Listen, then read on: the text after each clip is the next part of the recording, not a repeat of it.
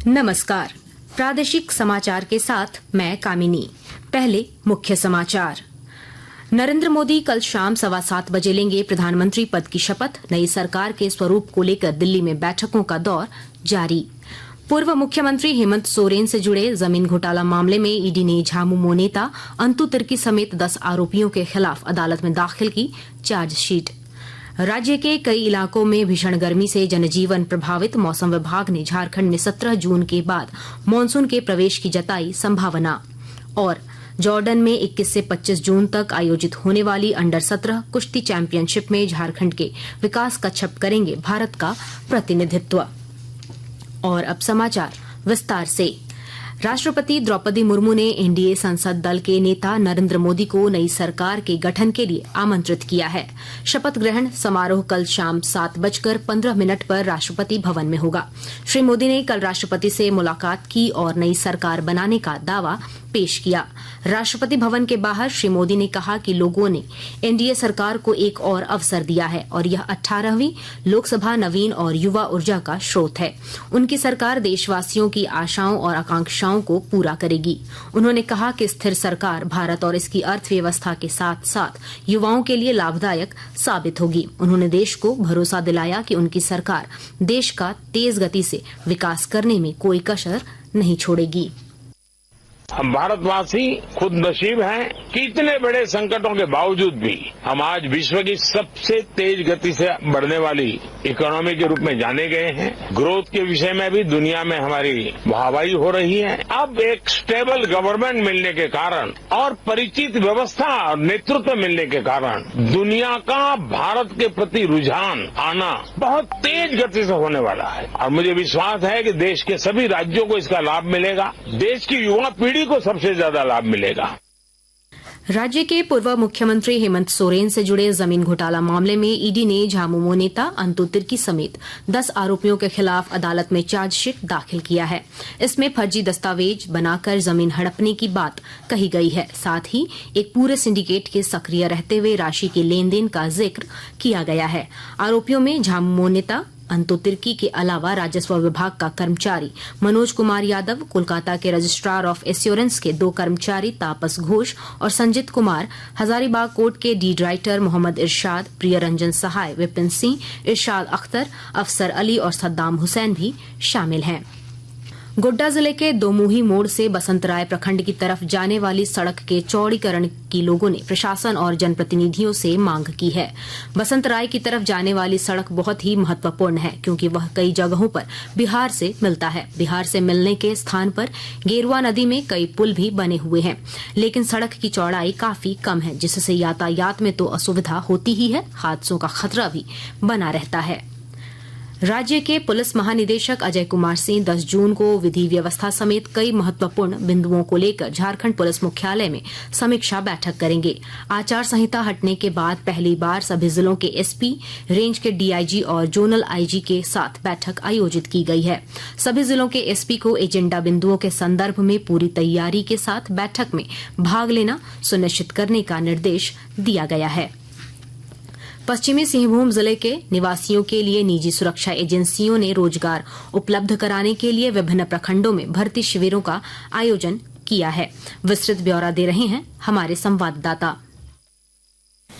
पश्चिमी सिंहभूम जिले के निवासियों के लिए निजी सुरक्षा एजेंसियों में रोजगार उपलब्ध कराने के वास्ते विभिन्न प्रखंडों में भर्ती शिविरों का आयोजन किया जा रहा है। ये शिविर 22 जून तक अलग अलग स्थानों पर लगाए जाएंगे, जिसमें 750 सुरक्षा जवान, 250 सुरक्षा सुपरवाइजर एवं 200 कैश कस्टोडियन का चयन किया जाएगा। भर्ती अधिकारी ने बताया कि सुरक्षा के क्षेत्र में बढ़ते प्रभाव को देखते हुए पश्चिमी सिंहभूम जिले के युवकों का चयन उन्हें प्रशिक्षण एवं रोजगार उपलब्ध कराया जाएगा। भर्ती अधिकारी ने बताया कि उन्हें जहां पर तैनात किया जाएगा वहां राज्य सरकार के न्यूनतम वेतन अधिनियम के अंतर्गत योग्यता अनुसार उन्हें सारी सुविधाएं दी जाएंगी। दिलीप बनर्जी, आकाशवाणी समाचार, चाईबासा।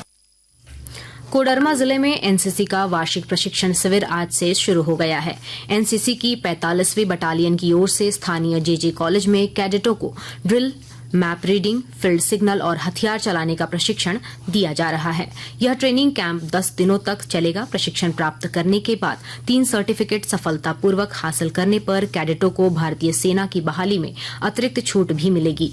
बटालियन के प्रमुख लेफ्टिनेंट कर्नल विशिष्ट सेवा मेडल प्राप्त विजय कुमार ने बताया कि एनसीसी की यह ट्रेनिंग देश रक्षा के क्षेत्र में जाने वाले युवाओं की पहली सीढ़ी है।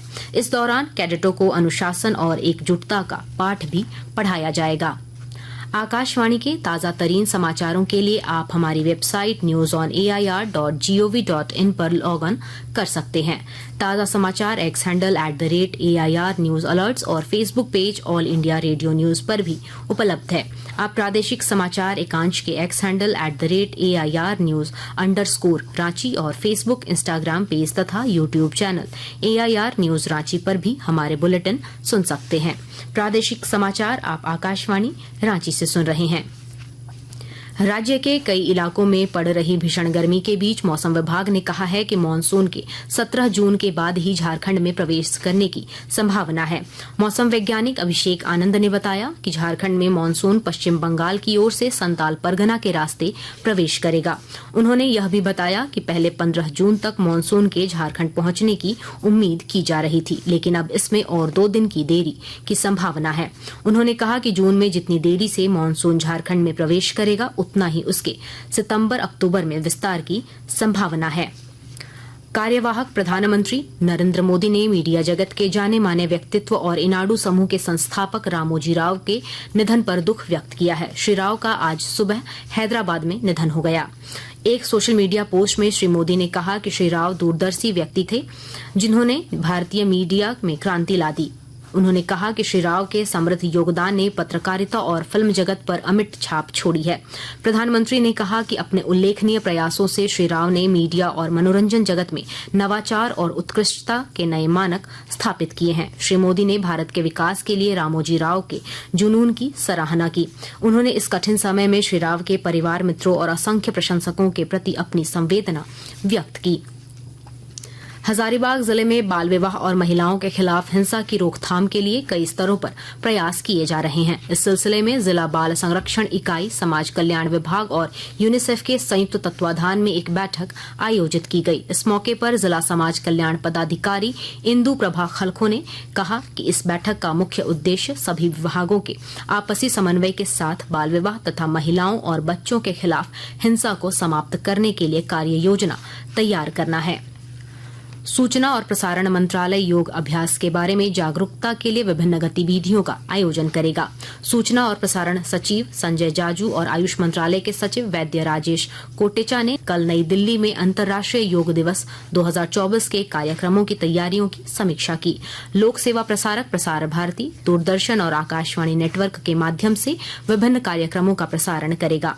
मंत्रालय ने कहा कि दूरदर्शन सुबह के विशेष लाइव शो प्रसारित करने के साथ साथ योग विशेषज्ञों के साथ कार्यक्रम और साक्षात्कार भी प्रसारित करेगा। आकाशवाणी मोरारजी देसाई राष्ट्रीय योग संस्थान के सहयोग से योग को जीवनशैली के रूप में बढ़ावा देने और लोगों के समग्र कल्याण के लिए कार्यक्रम प्रसारित करेगा। आयुष मंत्रालय ने एक योग गीत तैयार किया है जिसे सभी मीडिया प्लेटफॉर्मों पर साझा किया जाएगा। जॉर्डन में 21 से 25 जून तक आयोजित होने वाली अंडर 17 कुश्ती चैंपियनशिप झारखंड के विकास कच्छप भारत का प्रतिनिधित्व करेंगे। दिल्ली में आयोजित भारतीय कुश्ती टीम के चयन ट्रायल में विकास कच्छप ने 48 किलोग्राम भार वर्ग में पहला स्थान प्राप्त कर भारतीय कुश्ती टीम में अपनी जगह बनाई है।